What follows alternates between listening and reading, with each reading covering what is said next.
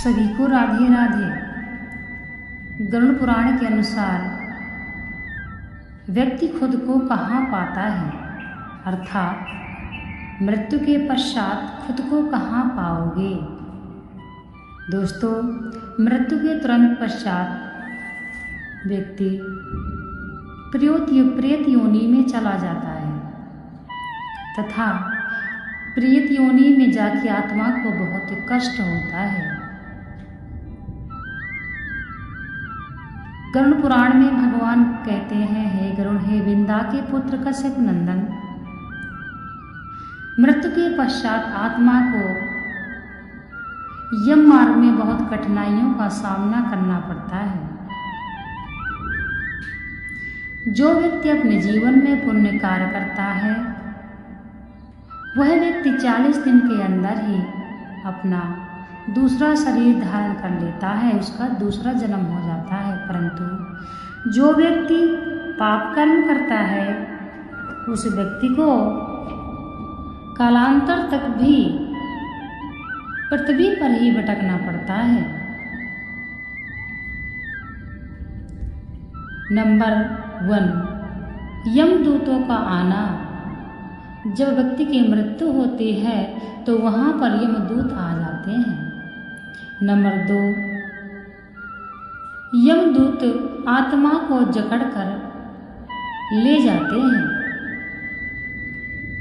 तथा यम मार्ग में 16 नगर में जितने भी कष्ट हैं और जितनी यातनाएं हैं वह पापी आत्माओं को भुगतना पड़ता है।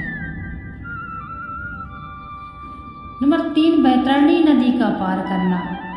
बैतरणी नदी बहुत ही भयानक है, परंतु जो व्यक्ति अपनी जिंदगी में अच्छे कर्म करता है उस व्यक्ति के लिए यह नदी सुख देने वाली है। तथा जो व्यक्ति अपने जिंदगी में गलत कार्य करता है, पाप करता है, जीवों को मारता है, काटता है, अपने माता पिता को दुख देता है, गुरु का अनादर करता है, पत्नी को कष्ट देता है, ऐसे व्यक्ति को बैतरणी नदी में बहुत ही कष्ट भोगना पड़ता है। पापी आत्माओं को देखकर यह नदी का जल इस प्रकार से उबलता है जैसे आग में रखा हुआ घी। मांस, हाड़ तथा रक्त पीप से भरी हुई नदियाँ अत्यंत भयानक है तथा पापी आत्माओं को सजा देने वाली है। यमदूत आत्मा को पकड़कर यमराज के पास ले जाते हैं तथा चित्रगुप्त वहां पर उस आत्मा के जीवन में जो व्यक्ति ने जैसे कर्म किया है उसका सारा उल्लेख, सारा उसके जीवन का लेखा जोखा यमराज को बताते हैं तथा उसके कर्मों के अनुसार ही उस जीवात्मा को जन्म मिलता है। यदि अपनी जिंदगी में व्यक्ति अच्छे कर्म कर लेता है तो उस व्यक्ति को यम मार्ग में कठिनाई नहीं होती तथा 40 दिन के अंदर उसको नया जन्म मिल जाता है।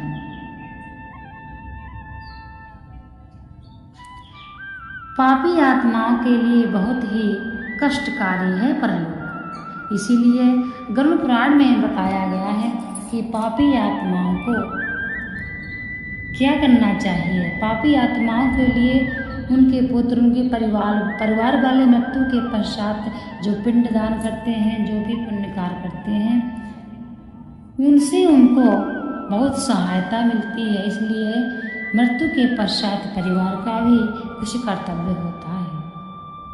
13 दिन तक आत्मा घर में ही रहती है, इसलिए 10 दिन तक पिंडदान होता है।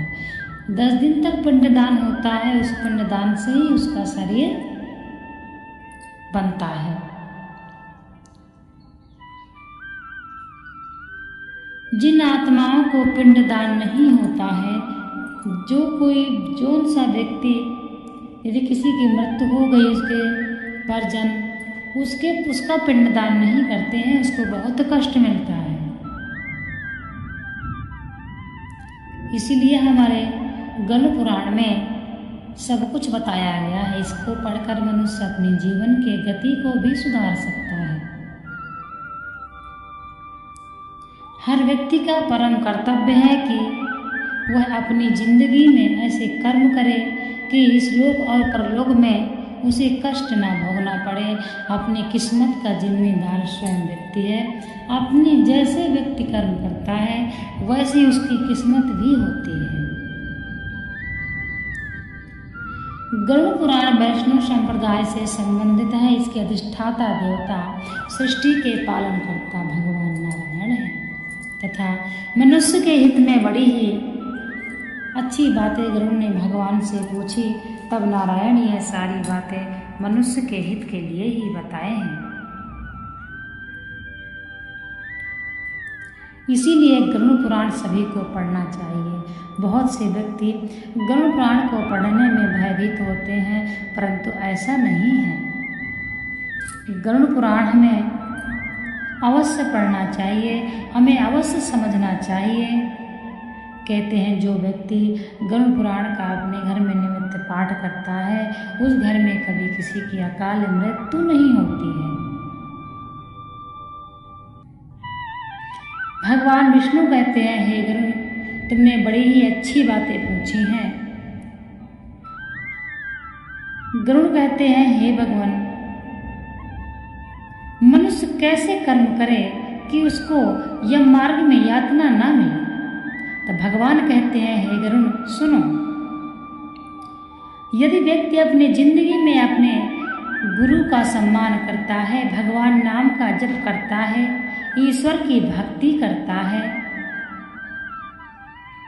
तथा अपने शास्त्रों के अनुसार पूजा पाठ करता है तो वह व्यक्ति यम मार्ग को सरलता से पार कर सकता है तथा वैतरणी नदी को भी सरलता से पार कर लेता है।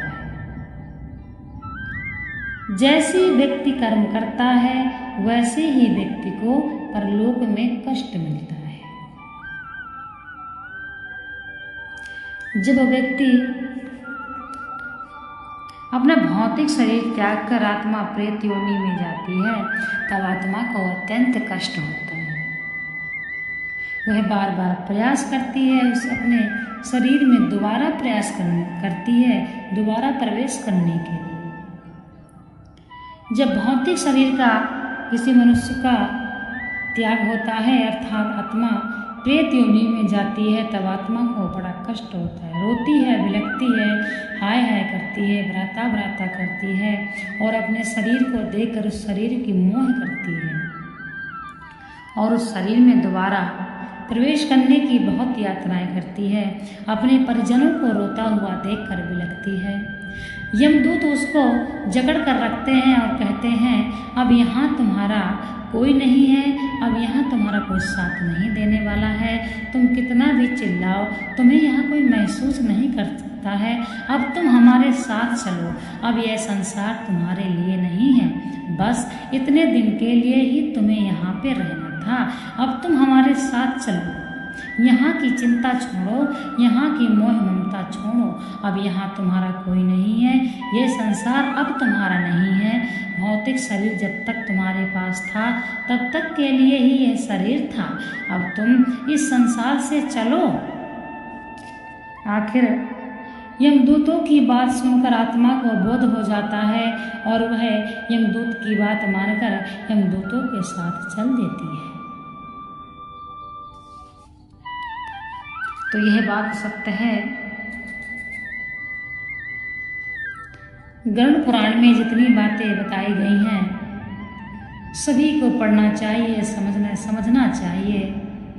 साक्षात जिस प्रकार से गीता में भगवान श्री कृष्ण की साक्षात वाणी है उसी प्रकार श्री महागरुड़ पुराण में साक्षात भगवान नारायण की वाणी है।